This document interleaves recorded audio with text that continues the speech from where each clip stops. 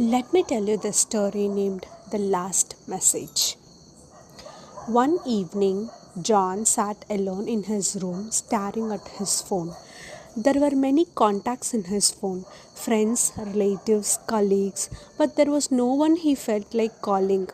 Not because he had no people in his life, but because he had slowly become invisible in their lives. Years ago, John was the one everyone depended on. He listened, he helped, he stayed. Whenever someone was in trouble, John was the first person they called. He believed that being available meant being valuable. But life changed. One day, John lost his job. He thought his friends would stand by him. He thought people would ask, "Are you okay?" Days passed.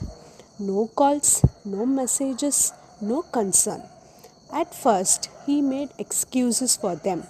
They must be busy, they will call later. But that later never came. One night, feeling heavy, John opened his phone and typed a message in the group chat. "I'm not doing well these days." He stared at the screen for a long time before pressing send. Minutes passed, hours passed, and he finally pressed send button. But there were no replies, only blue ticks. That night, something inside John changed. He didn't cry loudly, he didn't blame anyone. He just understood something painful and clear. Not everyone who smiles with you will stand with you.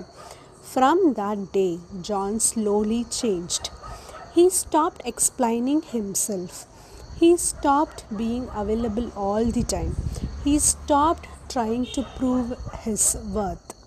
Instead, he started choosing himself. He learned new skills.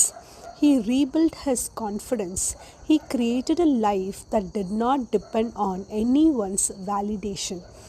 Months later, his life got improved. One day, his phone rang. It was one of his old friends. "Hey, you have changed a lot," that voice said. "You don't call anymore." John smiled softly. "Yes," he replied, "because I finally learned who actually stays." He ended the call, and for the first time, he didn't feel lonely. He felt free instead. So, sometimes losing people is the beginning of finding yourself.